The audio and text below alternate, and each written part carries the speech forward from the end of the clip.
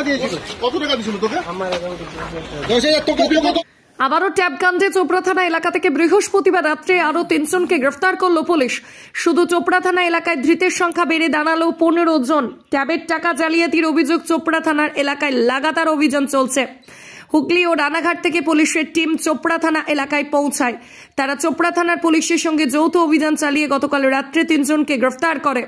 ধৃতদের মধ্যে রয়েছে ঘিরনিগাঁও অঞ্চল থেকে জাহাঙ্গীর আলম, দাসপাড়া গ্রাম পঞ্চায়েত এলাকা থেকে গুলজার আলী ও সোনাপুর গ্রাম পঞ্চায়েত এলাকার ফারুক আজম। ধৃতদের শুক্রবার ট্রানজিট রিমান্ডের আবেদন জানিয়ে ইসলামপুর আদালতে পাঠানো হয়েছে। উল্লেখ্য, বাংলার এই ট্যাব কাণ্ডে বারবার উঠে এসেছে চোপড়ার নাম। রাজ্য সরকারি স্কুলগুলির একাদশ এবং দ্বাদশ শ্রেণীর পড়ুয়াদের পড়াশোনার সুবিধার্থে ট্যাব কেনার জন্য সরকার তরুণের স্বপ্ন প্রকল্প চালু করেছিল। এই প্রকল্পের অধীনে এককালীন 10,000 টাকা করে দেওয়া হয় পড়ুয়াদের।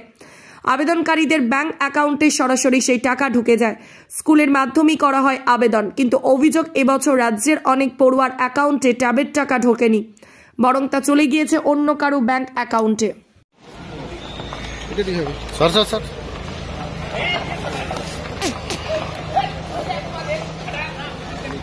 না, এটা না, এটাই আছে। স্যার এটা চোপড়া না?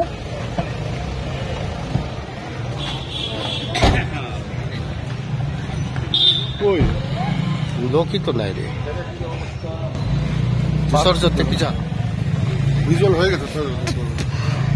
আমি এইখানে যখন আসবে কেউ আর আমি ই করবো না।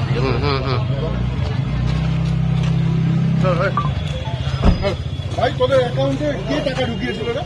হাঁটা না, মোবাইলটা হাঁটা।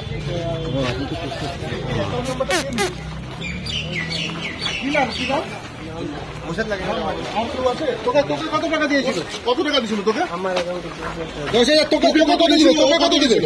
তোকে কত দিয়েছিল ভাই? তোকে কত দিয়েছিল? এই বল।